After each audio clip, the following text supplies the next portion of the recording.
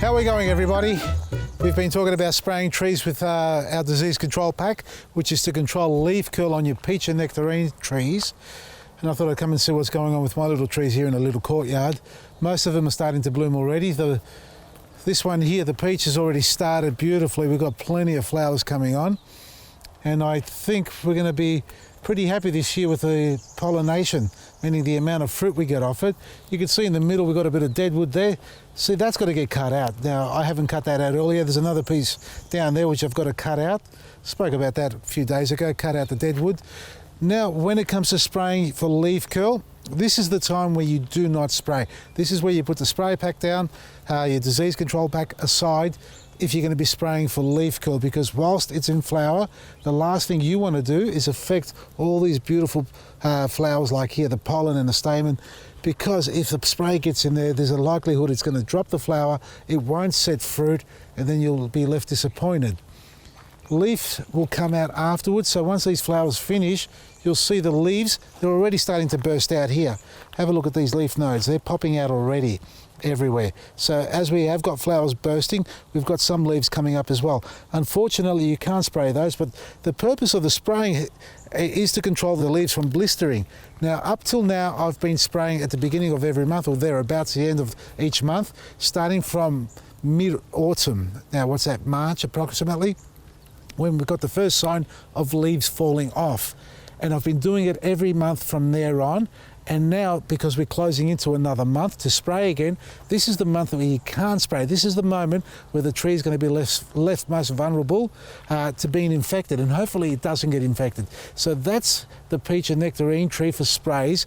Wait for it to set fruit. You can spray the base, you can spray the trunk, quite safe to do that. Anywhere where there aren't any flowers, that's fine. The virus or the disease itself, the spores, they hibernate in the soil. They actually live on the bark and on the bark of the tree and the bark in the soil as well. So you want to suppress it, you want to stop it from becoming active, and you want it to stop it from spreading everywhere. So spray the base, water it in if you want to, spray the trunk, but do not spray the flowers. And I can show you when you can spray the tree when the flowers have actually finished. This is the apricot tree.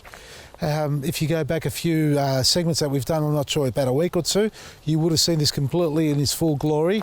This was a tree that was going backwards, literally about to die. It gave me no fruit for the first few years at all when we acquired the property, and I've hacked into it. Yeah, I cut right back into it. I cut a lot of dead wood off, and I've brought it back to life. You can see a lot of new growth. These are 1 year old growths. These are new. You're not going to get any fruit here. This is what it looks like when you come to see fruit. So the petals are finished, the flower has finished, and here we are. Look at that. See the fruit developing? There's fruit everywhere here. Lots of fruit. You know, 1 year old little branches, 1 to 2 years old. See there? We've got fruit there coming on as well. Okay, and it's here, it's along here, you can see it all on these new wispy branches. Not too young, they're about 1 year old or so.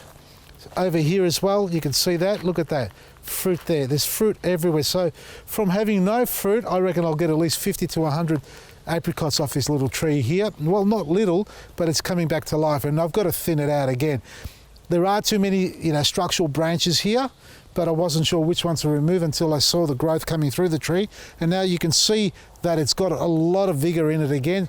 We can afford to thin it out and sacrifice a couple of those branches without the fear of killing it.